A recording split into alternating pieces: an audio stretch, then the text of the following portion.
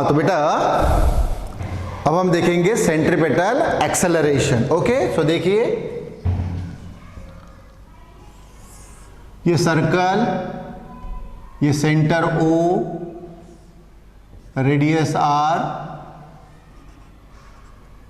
ये भी particle A position पे है और A पोजीशन से ये पार्टिकल यहाँ आया B पोजीशन पे, तो ये रेडियस OA जो है वो OB पे आया, यहाँ एक एंगल तैयार हुआ थीटा, जो कि हम पहले देख चुके हैं।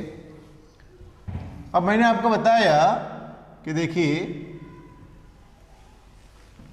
ये वो वेलोसिटी v जो रेडियस को क्या रहती है, परपेंडिकुलर, रेडियस को परपेंडिकुलर। अच्छा, तो इसको हम नाम देंगे जैसे ये a, हाँ इसको नाम हमने दिया कोई c, तो ये AC जो है AC वेक्टर यानी वेलोसिटी, इनिशियल वेलोसिटी जब हम पार्टिकल कहाँ पे है, A पे है। अब ये A से B तक आया तो अब ये रेडियस ये है, तो इसको परपेंडिकुलर वेलोसिटी ये रहेगी। जैसे यहाँ इसको परपेंडिकुलर ये थी तो इसको परपेंडिकुलर ये, इसको नाम देंगे जैसे हम कोई BD पॉइंट बोलेंगे, और ये वेलोसिटी V2, तो initial velocity V1, final velocity V2। Okay, अब यहाँ ध्यान दीजिए, हम ये जो इनिशियल वेलोसिटी है ये देखो V1 यानी AC, यहाँ से हम इसको लेके यहाँ रखेंगे B पे, ये यहाँ पे हमने रख दिया, इसको AC को यहाँ से उठा के यहाँ रख दिया, मतलब उसकी जो मैग्नीट्यूड वही और डायरेक्शन भी वही, यहाँ से उठा के हमने यहाँ उसको प्लेस कर दिया।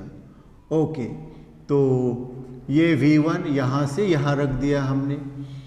ओके, तो इसको कोई नाम देते, जैसे हमने इसको नाम दिया E पॉइंट। ओके ओके, तो अब ये जो है ED, इसको हमने ज्वाइन कर लिया, ये देखो इसको हमने ज्वाइन कर लिया, ED को ज्वाइन कर लिया। ओके, सो ये बेटा D देखो, तो अभी यहाँ ये BED ये ट्रायंगल तैयार हुआ और ये एंगल थीटा था, तो ये भी एंगल बेटा थीटा ही रहेगा, उतना ही एंगल रहेगा। मतलब बताओ मुझे, ये ट्रायंगल और ये ट्रायंगल, ये ट्रायंगल और ये ट्रायंगल दोनों कैसे ट्रायंगल हुए, सिमिलर, क्योंकि इनके एंगल क्या है, सेम है। और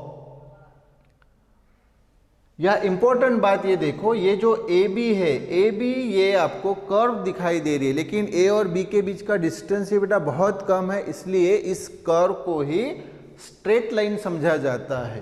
तो ख्याल में रखिए, OAB ये रेडियस ट्रायंगल हुआ और BED ये वेलोसिटी ट्रायंगल हुआ, और दोनों जो ट्रायंगल है ये कैसे है, दोनों ट्रायंगल ये देखिए, दोनों ट्रायंगल जो है इनके एंगल देखो, ये एंगल कैसे है, सेम है, एंगल सेम है। दैट्स वाई देखो इनकी जो साइड्स रहेगी वो प्रोपोर्शन में रहेगी। क्या रहेगी, प्रोपोर्शन में। तो ध्यान दीजिए, फिर इसकी साइड ये वाली देखो ED, मतलब मैं यहां पहले मेंशन कर लेता हूं, in triangle OAB and OAB and BED, इन दो ट्रायंगल में, हाँ देखो ये DE मतलब ED, this ED upon this AB, दो ट्रायंगल ये सिमिलर ट्रायंगल है, दैट्स वाई उनके करेस्पॉन्डिंग साइड्स का रेशियो क्या रहता है, सेम रहता है। तो ये ट्रायंगल की साइड ED, तो ये ट्रायंगल की साइड AB, उसके बाद दिस BE, B ये इनिशियल वेलोसिटी, तो ये इनिशियल रेडियस OA, और ये फाइनल वेलोसिटी BD, तो ये फाइनल रेडियस OB, ये हमें मिला। अब इसमें दिस इक्वल टू दिस, लेकिन हमें ये तीसरे की ज़रूरत नहीं है, इसलिए हम इसको नहीं लेंगे, हमें सिर्फ इसकी ही ज़रूरत है, ये दो इसकी। अच्छा, पहले ये साइड वर्क में देख लीजिए, साइड वर्क कि ये जो वेलोसिटी ट्रायंगल है, वेलोसिटी ट्रायंगल में देखो डायरेक्ट पाथ कौन सा है, तो आप बोलेंगे सर BD ये डायरेक्ट पाथ, और इनडायरेक्ट पाथ कौन सा है, तो BE और ED। तो in triangle BD by triangle law of vector addition, by triangle of vector addition क्या होगा मुझे बताओ, ये direct path BD is equal to indirect path, मतलब BE प्लस ED।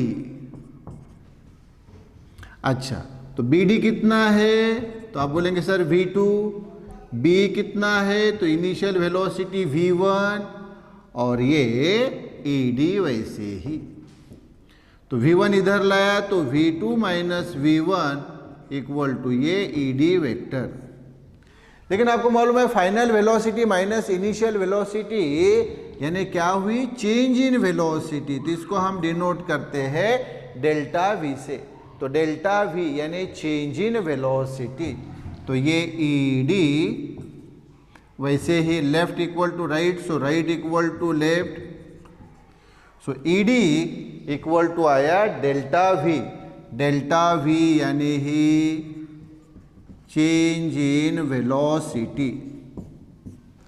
ओके, हाँ, तो बताइए फिर ED की वैल्यू, तो आप बोलेंगे sir delta V upon AB। हाँ, ध्यान दीजिए, A से B तक जब वो पार्टिकल गया तो उसने ट्रैवल किया हुआ डिस्प्लेसमेंट, तो ये जो डिस्प्लेसमेंट है बेटा ये डेल्टा S, ये डिस्प्लेसमेंट उसने ट्रैवल किया A से B तक, छोटा सा डिस्प्लेसमेंट है, so that's why delta S, छोटा सा डिस्प्लेसमेंट डेल्टा S। BE,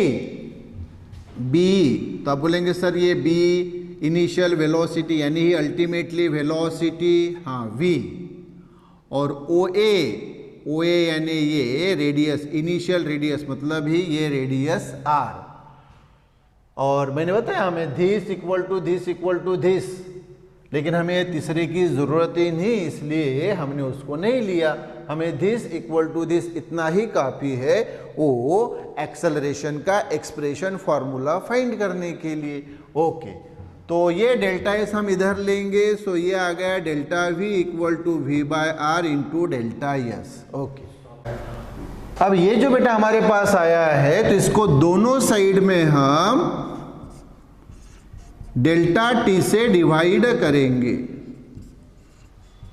दोनों तरफ हमने डेल्टा T से डिवाइड किया। अब डेल्टा T क्या है, A से B तक पार्टिकल को पहुंचने के लिए लगने वाला टाइम यानी डेल्टा T, ये छोटा सा, मतलब A से B तक पार्टिकल गया, कितना डिस्प्लेसमेंट कवर किया, डेल्टा S, और A से B तक जाने के लिए कितना उसको समय लगा, डेल्टा T, छोटा सा समय, तो डेल्टा T से हमने दोनों तरफ उसको डिवाइड किया, लेफ्ट और राइट में, तो बैलेंसिंग कुछ बिगड़ी क्या, बैलेंसिंग में कुछ फर्क पड़ा नहीं, क्योंकि हमने दोनों तरफ डिवाइड किया। अच्छा, अब हम क्या करेंगे, दोनों साइड में लिमिट लेंगे, देखो limit delta T tends to 0, और इधर भी limit delta T tends to 0, और ये delta V by delta T वैसे ही, ये V by R, delta S by delta T वैसे ही, दोनों तरफ हमने क्या लिया बेटा, लिमिट लिया, limit delta T tends to 0, limit delta T tends to 0, दोनों तरफ लिया, मतलब बैलेंसिंग, कोई प्रॉब्लम नहीं। सो अब हमें क्या मिलेगा, ध्यान दो, तो ये हम वैसे ही रखेंगे, limit delta T tends to 0, ये delta V by delta T. इसको पढ़ते वक्त आप limit delta V by delta T as delta tends to 0 ऐसा पढ़ेंगे। v अपॉन आर ये कांस्टेंट है इसलिए बाहर, तो बचा क्या, limit delta S by delta T as delta T tends to 0। आपका प्रश्न सर ये v अपॉन आर आपने बाहर निकाला क्यों? क्योंकि ये कांस्टेंट है। कांस्टेंट कैसे? v यानी स्पीड, v यानी स्पीड। हाँ, हम ये मोशन यूनिफॉर्म सर्कुलर मोशन ले रहे, तो आपको मालूम है यूनिफॉर्म सर्कुलर मोशन में स्पीड क्या रहती है, कांस्टेंट। और r यानी रेडियस, तो सर्कल का रेडियस भी क्या रहता है, कांस्टेंट। तो कांस्टेंट है इसलिए क्या किया बेटा, बाहर निकाला। जब हम इसको देखो delta V by delta T की क्या ली हमने, लिमिट, तो हमें ये वैल्यू जो है ये लिमिटिंग वैल्यू में मिली। क्या मिली बेटा, लिमिटिंग वैल्यू में। लिमिटिंग वैल्यू यानी ही दैट स्मॉल वैल्यू, तो इसको स्टैंडर्डाइज स्मॉल वैल्यू में हम फाइंड करेंगे। तो ये delta V by delta T जो है वो होती है D V by D T, और ये v बाय आर वैसे ही, और ये delta S by delta T इसकी लिमिटिंग वैल्यू हमने ली, तो ये होती है D S by D T. तो D V by D T आपको मालूम है क्या होता है बेटा, ये होता है A acceleration, the rate of change of velocity with respect to time is called acceleration, equal to ये बेटा v बाय आर, और ये D S by D T यानी the rate of change of displacement, linear displacement with respect to time is called velocity. तो a equal to v by R into V. Okay, तो ये क्या आएगा बेटा अभी बताओ, तो इधर लिख लेता हूँ, इधर मेंशन कर लेता हूँ, या आप यहाँ पे मेंशन कर लेंगे, इधर मेंशन कर लेंगे। तो ये आ गया बेटा फिर a equal to v into V यानी v स्क्वेयर अपॉन r। तो ये एक्सेलरेशन मिला बेटा हमें, दिस इज द एक्सेलरेशन। लेकिन इस एक्सेलरेशन को बोला जाता है बेटा सेंट्रीपेटल एक्सेलरेशन। कौन सा एक्सेलरेशन, सेंट्रीपेटल एक्सेलरेशन। और इसके पहले जो बताया था वो कौन सा था, टेंजेंशियल एक्सेलरेशन। तो ये कंप्लीट होने के बाद फिर मैं आपको उसकी जो डायरेक्शन कौन सी होती है ये मैं उस पॉइंट पे आऊँगा। लेकिन देखिए सेंट्रीपेटल एक्सेलरेशन क्या आ गया, वी स्क्वेयर बाय आर। तो अब हम इसको क्या करेंगे और दूसरे अलग फॉर्म में कन्वर्ट करेंगे। तो इसको मैं इक्वेशन 1 बोल देता हूँ, तो ये इक्वेशन 1। अब आपको मालूम है बेटा हमारे पास है but v equal to R omega, v is equal to R omega. अगर ये v की वैल्यू इस 1 में रखा जाए तो क्या होगा, तो बताओ। तो फ्रॉम 1 क्या आएगा फिर, ये सेंट्रीपेटल एक्सेलरेशन ac, तो v के जगह हमने रखा आर ओमेगा स्क्वायर, वैसे ही अपॉन आर। ओके, तो ये R square omega square upon R, एक आर कैंसल, तो ये आ गया आर ओमेगा स्क्वेयर। तो AC की दूसरी वैल्यू, दूसरा फॉर्मूला मिला बेटा हमें R omega square. Centripetal acceleration का पहला फॉर्मूला मिला v स्क्वेयर अपॉन आर, और दूसरा फॉर्मूला मिला आर ओमेगा स्क्वेयर। अब तीसरा भी हम मिलाएंगे, तो तीसरे इसमें हम क्या करेंगे, दूसरे से ही ये AC वैसे ही ये आर ओमेगा स्क्वायर ने बेटा, तो इसको मैं लिखता हूँ ओमेगा इंटू ओमेगा, कोई फर्क नहीं। अब ये जो है बेटा आर ओमेगा, ये तो आपको मालूम है AC वैसे ही आर ओमेगा यानी V है ना, और ये ओमेगा वैसे ही। तो ये देखो ये हमें मिला तीसरा उसका इक्वेशन सेंट्रीपेटल एक्सेलरेशन का। तो सेंट्रीपेटल एक्सेलरेशन के कितने फार्मूले हमें मिले, 3। ये ख्याल में रखिए, प्रॉब्लम सॉल्व करने के लिए हमें इसकी ज़रूरत पड़ती है।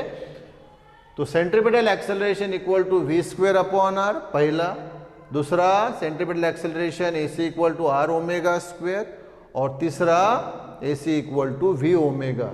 तो पहला v² मिला AC का फॉर्मूला, दूसरा AC का फार्मूला r⍵² और तीसरा मिला AC का फार्मूला v⍵। इसमें r यानी रेडियस, v यानी वो स्पीड, लीनियर स्पीड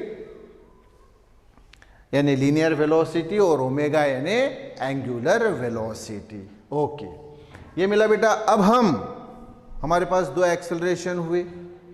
एक वो हुआ पहला कौन सा, tangential acceleration AT, tangential acceleration AT, और ये वाला कौन सा, सेंट्रीपेटल एक्सेलरेशन।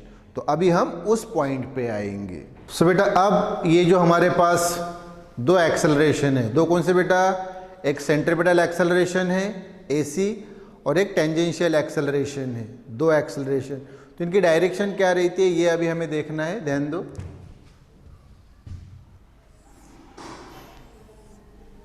तो ये सर्कल है बेटा, ये सेंटर O, ये रेडियस R, ओके, और रेडियस को परपेंडिकुलर होती है ये वेलोसिटी।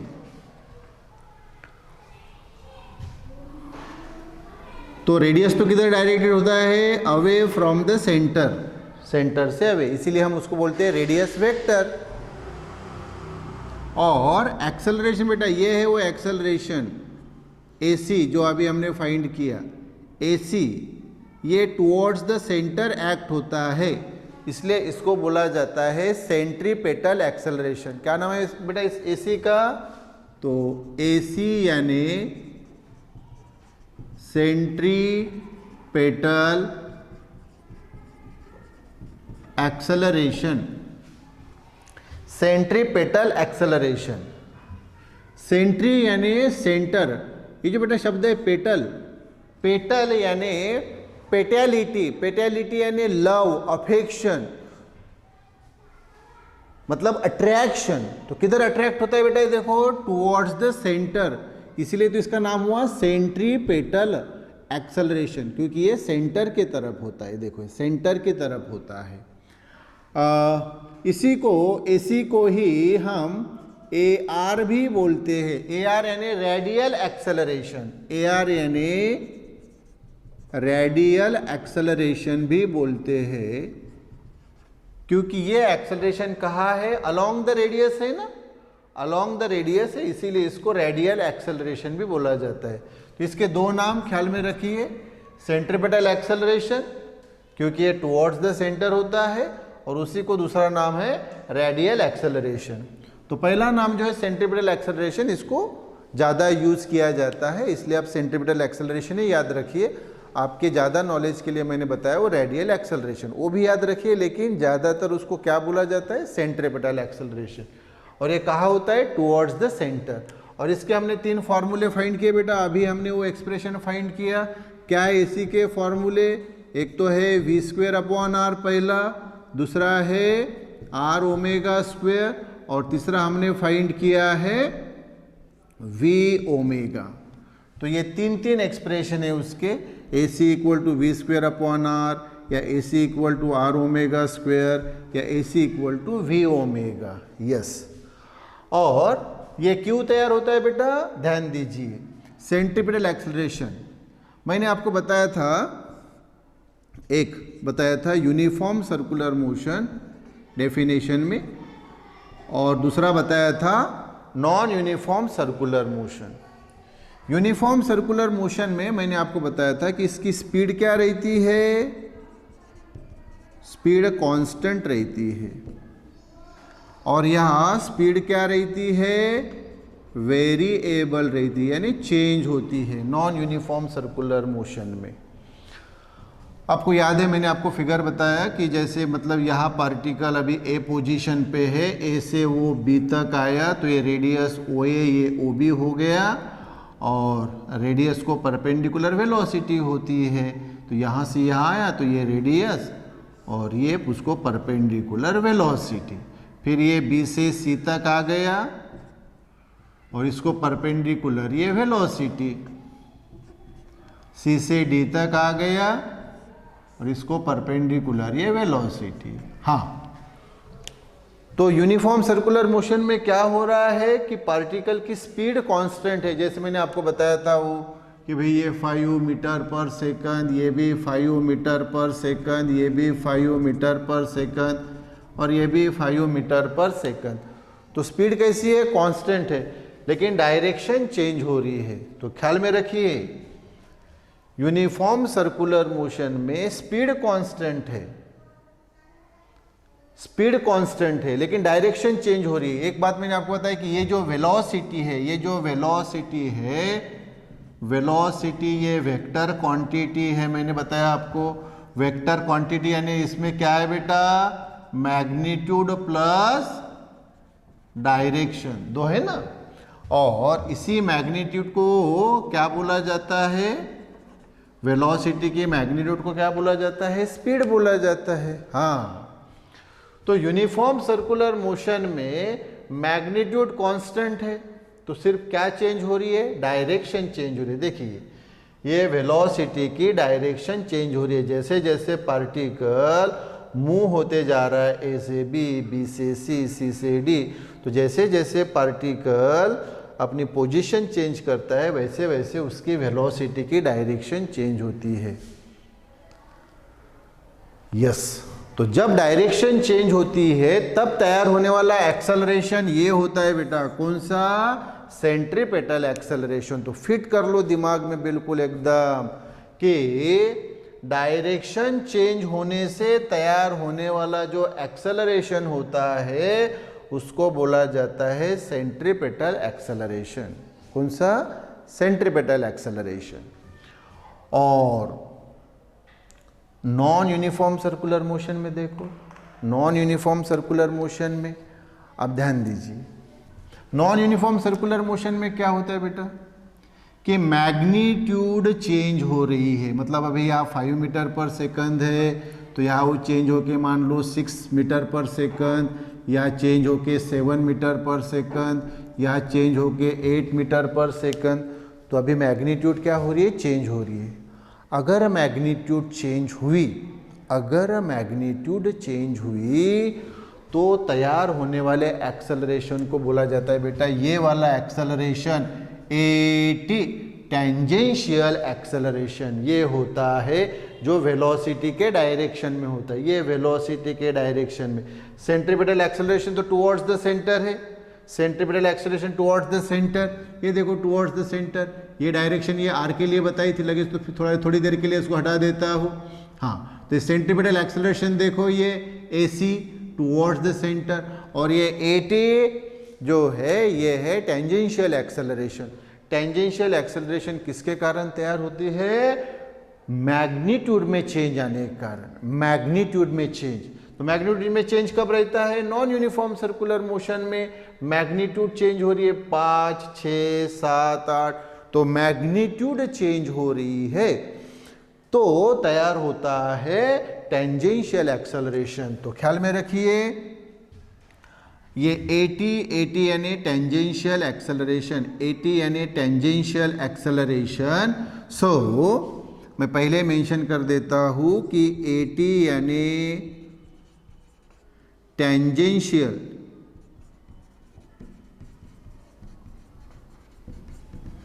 और ये क्यों तैयार होता है बताओ? तो यहां मेंशन करता हूं due to change in magnitude. हाँ, चेंज इन मैग्नीट्यूड।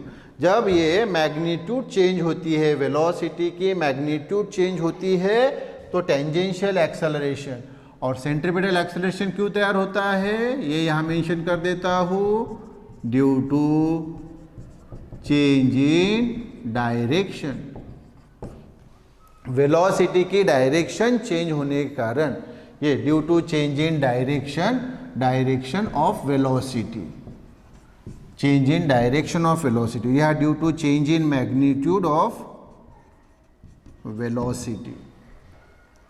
तो ये दो बातों को बिल्कुल एकदम दिमाग में बिल्कुल बेटा फिट रख दो, एकदम टोटली फिट, कि भाई सेंट्रीपेटल एक्सेलरेशन क्यों तैयार होता है? सर्कुलर मोशन में सेंट्रीपेटल एक्सेलरेशन क्यों तैयार होता है?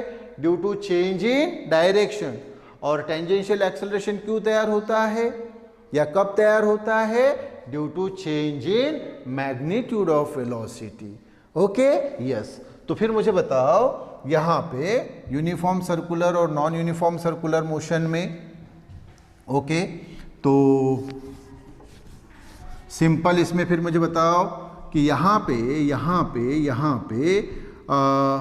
इसमें पहले केस में यूनिफॉर्म सर्कुलर मोशन में AT टेंजेंशियल एक्सेलरेशन क्या रहेगा, 0 रहेगा, और यहाँ AT 0 रहेगा क्या, तो नहीं। यहाँ क्यों 0 रहेगा बताओ, टेंजेंशियल एक्सेलरेशन क्यों 0 रहेगा, क्योंकि यूनिफॉर्म सर्कुलर मोशन में स्पीड कांस्टेंट है 5 5 5 5, तो स्पीड कांस्टेंट है इसलिए वो तैयार ही नहीं होगा, टेंजेंशियल एक्सेलरेशन इसलिए 0। और नॉन यूनिफॉर्म सर्कुलर मोशन में स्पीड चेंज होती है, ये जैसे 5 6 7 8 मीटर पर सेकंड, तो स्पीड चेंज हो रही है, इसलिए यहाँ टेंजेंशियल एक्सेलरेशन जो है ये कुछ ना कुछ रहेगा, वो 0 नहीं रहेगा। हाँ, फिर अब प्रश्न ये आता है कि सर फिर ये जो सर्कुलर मोशन है, ये जो सर्कुलर मोशन है इसमें दो प्रकार के एक्सेलरेशन है, एक सेंट्रीपिटल एक्सेलरेशन और एक टेंजेंशियल एक्सेलरेशन। तो फिर टोटल एक्सेलरेशन क्या रहेगा, टोटल एक्सेलरेशन यानी रिजल्टेंट एक्सेलरेशन यानी नेट एक्सेलरेशन, मतलब एक ही है, मैं मेंशन कर देता हूँ। तो देखो ये ए नेट यानी ही ए टोटल यानी ही ए रिजल्टेंट, मतलब एक ही है बेटा। नेट एक्सेलरेशन यानी ही टोटल एक्सेलरेशन यानी ही रिजल्टेंट एक्सेलरेशन। हाँ, तो ये क्या रहता है, तो ध्यान दो, यही से मैं आपको फाइंड करके बताता हूँ, बरोबर ध्यान दो। तो अब ये सेंट्रीपिटल एक्सेलरेशन बेटा और ये टेंजेंशियल एक्सेलरेशन, तो रिजल्टेंट एक्सेलरेशन ये ऐसा रहता है बेटा, दिस, ये वाला रिजल्टेंट एक्सेलरेशन, दिस रिजल्टेंट यानी टोटल एक्सेलरेशन, और इसको हम ए से डिनोट करेंगे, ए से डिनोट करेंगे। ओके, तो इसको फाइंड करने के लिए सिंपल मैं बताता हूँ कि हमने एक्चुअली ड्रॉ कैसे किया। तो ये पहले समझ लीजिए, ये पहले समझ लीजिए कि ये सेंट्रीपिटल और ये टोटल, तो ये देखिए मैंने यहाँ पे ये रेक्टेंगल तैयार कर दिया, ये रेक्टेंगल तैयार किया, और इसका जो डायगोनल है बेटा ये देखो, ये इसका डायगोनल, तो इसका डायगोनल जो है ये हमें देता है रिजल्टेंट एक्सेलरेशन, रिजल्टेंट एक्सेलरेशन।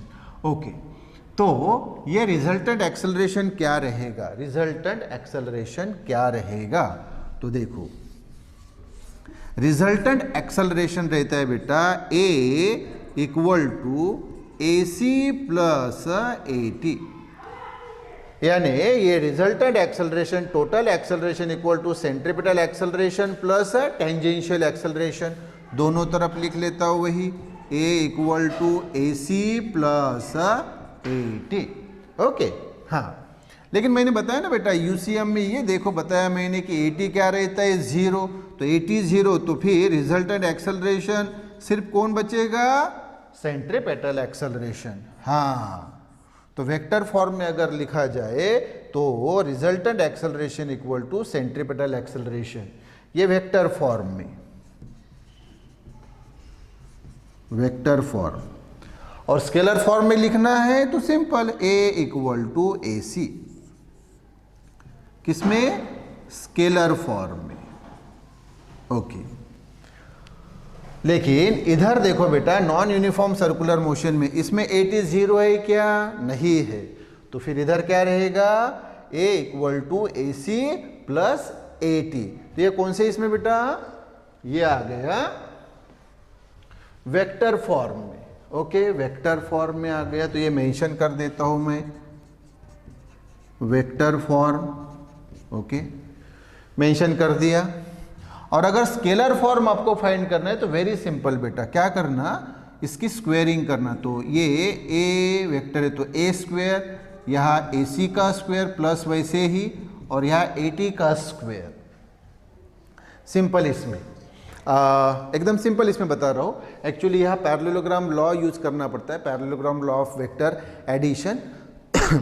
तो उसको सॉल्व किया तो ये मिलता है, लेकिन मैं आपको सिंपल वे में डायरेक्टली बता रहा हूँ ताकि दिमाग में जस्ट फिट बैठे, क्योंकि हमें स्केलर फॉर्म ही चाहिए।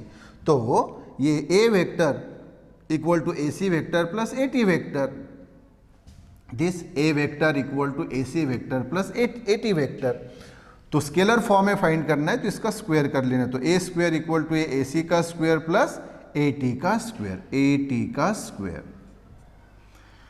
हाँ, तो ये अगर मैं दोनों तरफ रूट ले लूँ, स्क्वायर रूट ले लूँ, तो क्या आएगा बेटा, ये root A square equal to ये root A C square plus A T square. ये square square root cancel, square square root cancel, तो ये ए इक्वल टू ये आ गया root A C square plus A T square. तो ये हो गया बेटा स्केलर फॉर्म, स्केलर फॉर्म। तो A equal to root A C square plus A T square, square form. Okay, और अगर हमें एंगल फाइंड करना है, ये एंगल फाइंड करना है, एंगल फाइंड करना है, तो इसको भी सिंपल वे में ध्यान दो, सिंपल वे में एंगल, ओके, एंगल ये फाइंड करेंगे हम किसके साथ, कि AC के साथ, मतलब x एक्सिस के साथ कितना एंगल बना है ये फाइंड करना है हमें। तो ये एंगल फाई, क्या बेटा, फाई, ये एंगल फाइंड करना है कि AC के साथ कितना बनाया है। तो ये ट्रायंगल देखो बेटा, OAOB, ये देखो राइट एंगल ट्रायंगल, देखो इधर हम फाइंड करेंगे उसको।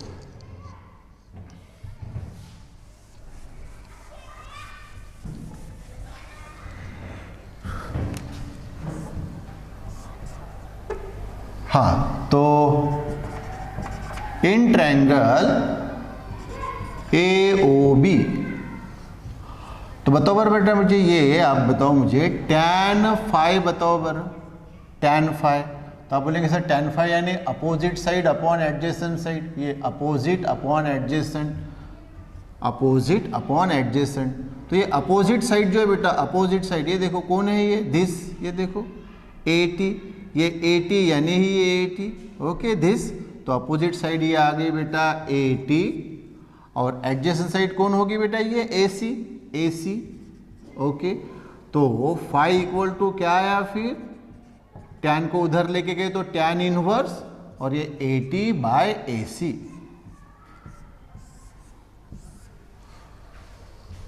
तो ये बेटा हमें क्या मिल गया, एंगल फाई मिल गया, जो रिजल्टेंट एक्सेलरेशन ने बनाया है किसके साथ, ये x एक्सिस के साथ बोलो या सेंट्रीपेटल एक्सेलरेशन के साथ बोलो, ये जो एंगल बनाया। तो phi equal to tan inverse AT by AC, ये हमें एंगल मिल गया।